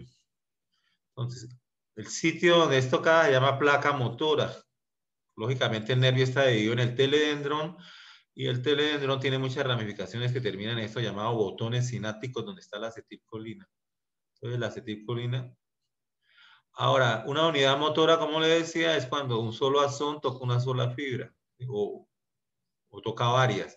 O sea, las fibras que toca un axón, la fibra nerviosa que toca un axón con sus respectivas fibras musculares que recluta, es una unidad motora. A veces tenemos una fibra por una fibra y a veces tenemos una fibra nerviosa por muchas fibras musculares. ¿En qué músculos? Por lo menos en los músculos del ojo, músculos extrínsecos del ojo que tienen que... Entonces ahí tenemos prácticamente fibra por fibra, que son movimientos muy sutiles, muy delicados. Los músculos de la escritura, para poder escribir, ahí también hay mucha discriminación en ese sentido, ¿no? Miguel Ángel, ¿qué me quieres preguntar? Profe, así como sucede con las unidades sensoriales, en donde pues entre más pequeñas son, más cantidad de estímulos podemos discernir. En el caso de las unidades motoras, o sea, entre más pequeñas sean, o sea, entre Lo más, contrario. ¿Es lo contrario? Sí, porque, digamos, si yo necesito un movimiento muy fino, como escribir por lo menos, ¿cierto? Entonces, es diferente a los músculos de la espalda que tienen movimientos gruesos, ¿cierto? Muchísimas fibras. Entonces, cuando una fibra nerviosa es para una fibra muscular o para dos fibras musculares, ¿cierto? Entonces, eso es una unidad, ¿no? Una unidad. O una sola fibra puede ser para 1000 fibras musculares. Eso es una unidad, lo que una fibra nerviosa estimule. Si los movimientos son muy finos y muy delicados, será de 1 a 1. Como estábamos hablando, por lo menos los movimientos de localizar objetos con los ojos, ¿sí? De poner la vista en un lugar determinado. Y generalmente están asociados con menos fibras. Entonces se llama unidad motora, ¿sí? Una son y su respectiva fibra muscular. En cambio, usted decía que entre la sensibilidad, pues, es que la sensibilidad tiene la particularidad que tiene que ser más exquisita, ¿entienden? Porque es defensiva. Es defensiva. O sea, usted no necesita que ya le salga humo a un dedo suyo para saber que una superficie está caliente, ¿cierto? Inclusive una vez coge algo caliente y el primer reflejo es soltarlo, ¿sí? Así se riegue todo el caldo si coge una olla caliente, ¿sí? Aunque luego viene la vaciada de la mamá para ustedes y la vaciada de la mujer para uno, ¿cierto? Entonces, ¿esto quedó entendido más o menos? Bueno. Aquí vemos la placa motora. Entonces, la placa motora llega a la fibra nerviosa, tiene la acetilcolina, vienen los receptores. Y la placa motora es importante porque se daña. Entonces, vienen enfermedades, anticuerpos que dañan los receptores y me forman esta enfermedad que se llama miastenia gravis. Entonces, un trastorno de la transmisión, entonces, de origen autoinmune. Disminuyen los receptores para acetilcolina en la placa motora. Y se empieza a ver en la parte superior de como de la cara, ¿no? Entonces tenemos nosotros que ustedes ven este individuo que empezó con su problema de la placa motora, miastenia gravis. Estas enfermedades se pueden combatir a veces con inmunosupresores que se usan para otras cosas, para evitar que esos anticuerpos sigan destruyendo las placas motoras y te pueden dejar paralizado. Entonces, una de las cosas que se ve es la ptosis palpebral, se cae el párpado, ¿sí? Visión doble, muecas faciales, fasciculación de los párpados, que los párpados se mueven rápidamente, ¿sí? Los músculos que localizan objetos, o sea, los rectos anteriores y oblicuos empiezan a tener paresias progresivas y parecias en el cuello y en las extremidades del tórax. Entonces, me parece importante que conozcan esta enfermedad, porque a veces en clínica llega, en área rural llega paciente con el párpado caído y ahí empieza uno a sospechar, ¿no? Otra enfermedad que es frecuente en estos músculos estriados y que es muy traumática porque a veces los jóvenes pueden morir muy, muy tempranamente y es ligada al sexo y a la genética, es la distrofia muscular. La distrofia muscular, más que todo por destrucción en la distrofina, que no la nombramos para no meterle tantos nombres, ¿sí? Entonces, Los individuos no van a tener masa muscular, como lo vemos. Es una distrofia muscular, hay varios tipos, pero la más que lleva a la muerte es la de Duchenne, ¿sí? Distrofia muscular de Duchenne. Mire las áreas afectadas, ¿cierto? Los muslos, acá las manos no están afectadas, ni los músculos de acá, ni los músculos de la pantorrilla.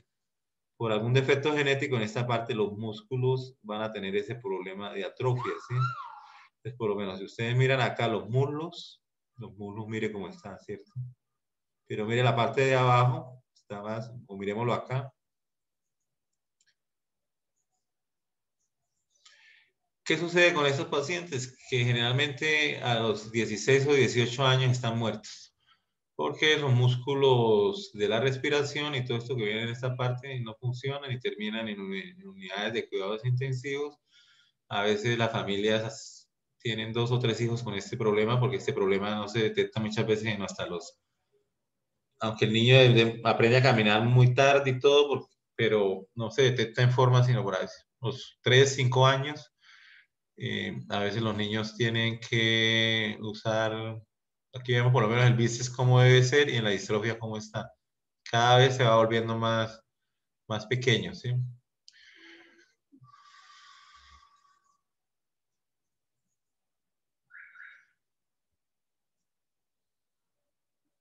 Entonces ustedes observan acá lo mismo, se tienen que ayudarse así. Lo más doloroso de esta enfermedad en general es tener que saber de que tus hijos van a morir a los 15, 16, 17 años, ¿sí?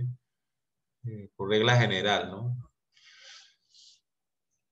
Podemos ver acá algo que les quería traer para que ya ustedes, viendo las fibras musculares estriadas, ustedes pueden ver así, esto, ¿no? Las bandas A, las bandas C, tal vez la línea Z medio se nota.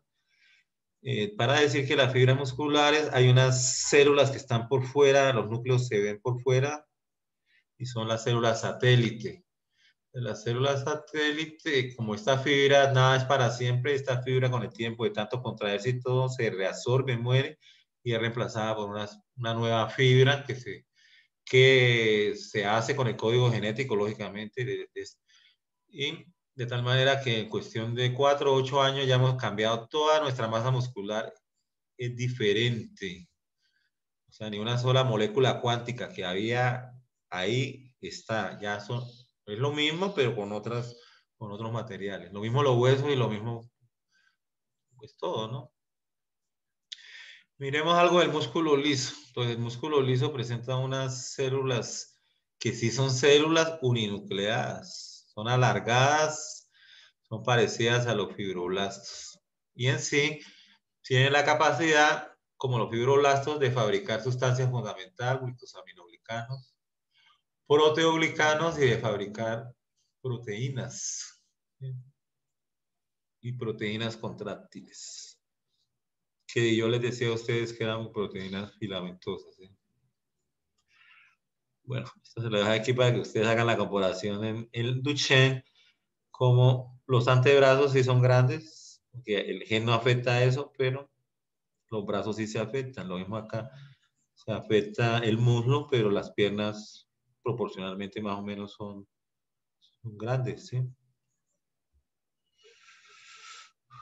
Bueno, el músculo liso, como lo veíamos al principio, se encuentra en los bronquiolos, se encuentra en las arterias, se encuentra en el sistema digestivo, en las paredes.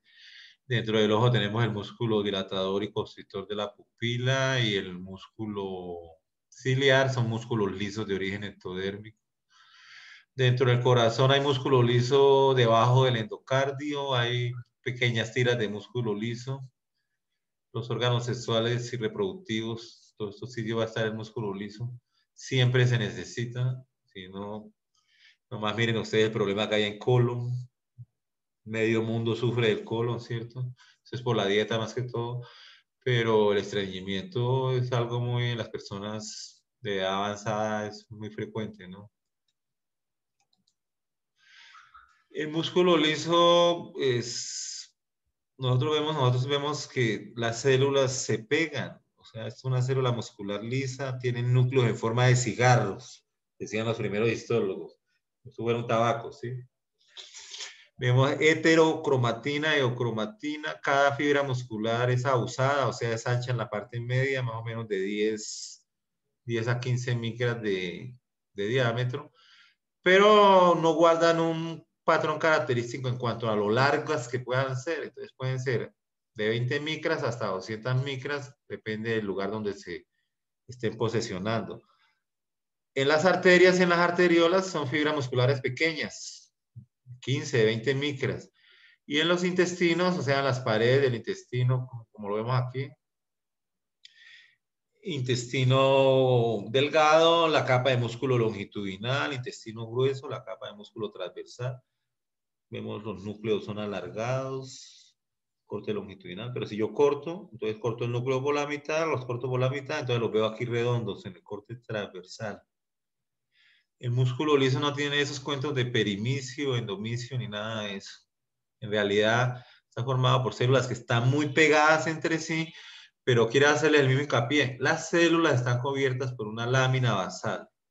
Y entre célula y célula hay fibras reticulares, como entre todas las fibras musculares, entre las fibras hay colágeno 3 o fibras reticulares. Pero aquí no se le da el nombre de endomicio, no se le da ese nombre. Entonces, están muy compactas y pegadas entre sí, ¿cierto?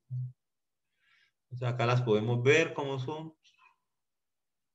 Alargadas, formando eso. Pero ¿cómo son en realidad?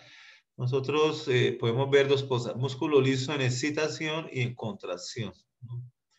Entonces, lo que yo les decía cuando hablábamos de la curvatura de la pupila. Tiene que estar, el músculo liso tiene que estar rodeando longitudinalmente la pupila, o sea, formando un aro. Para cuando él se contrae, entonces las células se vuelven más pequeñas y la pupila se cierra. O sea, aquí tenemos una fibra, ¿sí? Esta fibra la tenemos nosotros relajada y acá la tenemos en contracción. No tiene sarcómera, no tiene banda así, no tiene extracciones, no tiene nada de ese cuento, ¿sí? Lo que nos llama la atención en ella es que presentan estos puntos dentro de sí. Se llaman cuerpos densos. Cuerpos densos. Este es el núcleo. Los cuerpos densos. Aquí también los vemos. Pero si ustedes hacen una sencilla observación, ustedes dicen, acá está relajada y aquí está contraída. Entonces, miremos estos cuatro cuerpos densos, están pegados, ¿cierto?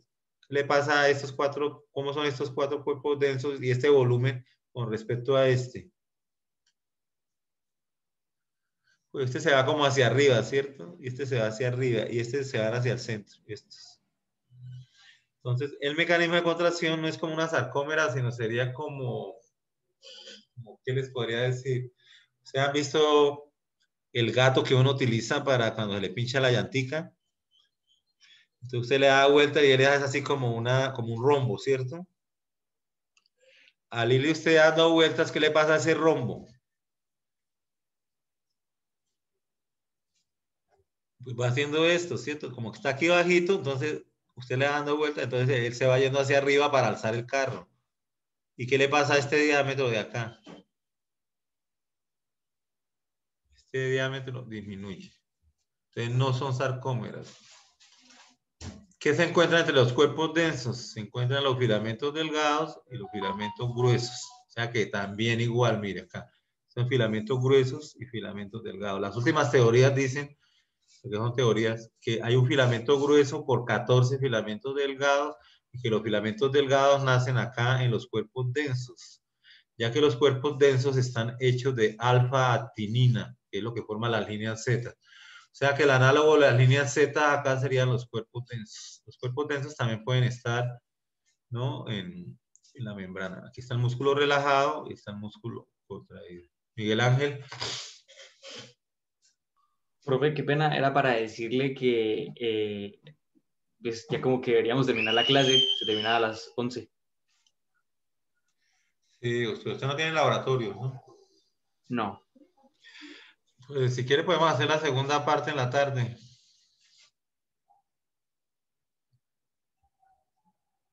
Bueno, déjeme terminar músculo liso y músculo cardíaco, lo vemos cuando veamos corazón, ¿cierto?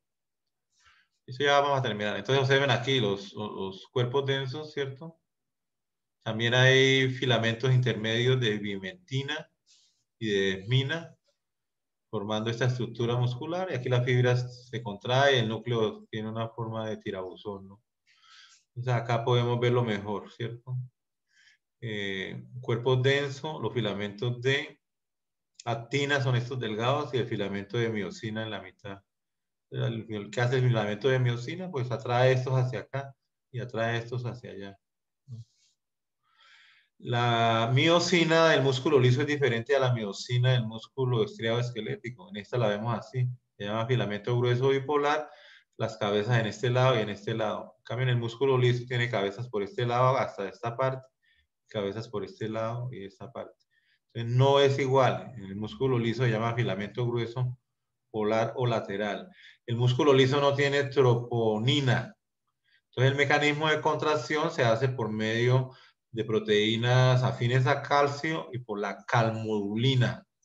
La calmodulina secuestra calcio y el complejo calmodulina activa la sinasa de cadenas ligeras de miosina y esa sinasa de cadenas ligeras de miosina es la que se pega al sitio activo y hace que la actina se corra. O sea, no hay troponina y el mecanismo de calcio es muy diferente.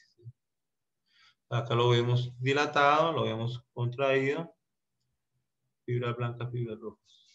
Músculo cardíaco, ¿cierto? Músculo cardíaco, entonces yo lo único que podría decir son las diferencias, ¿cierto? Entonces, el músculo cardíaco está hecho, las fibras, los núcleos no son periféricos, sino centrales. Tiene bandas C, bandas C y bandas A igualmente. Los núcleos son centrales, puede tener dos núcleos. No es tan regular en su forma, tiene endomisio, pero sus fibras longitudinalmente tienen forma como de red y están unidas por unas cosas que se llaman discos intercalares, que los mantienen unidos al máximo. Aquí vemos las fibras en forma de red, núcleos centrales. Una de las características, aquí vemos los discos intercalares, que podemos ver con coloraciones especiales. Una de las características que tiene el músculo estriado esquelético y el músculo cardíaco, o sea, las diferencias principales que ustedes deben tener en cuenta es, primero, el músculo cardíaco tiene más mitocondrias. Lógicamente, está haciendo sístole y diástole en todo momento, ¿sí? El músculo cardíaco no depende del calcio para su contracción, sino del calcio extracelular. O sea que si es necesario el calcio de las cisternas y este mecanismo. Y por último, el túbulo T del músculo cardíaco en las sarcómeras es 2.5 veces más ancho.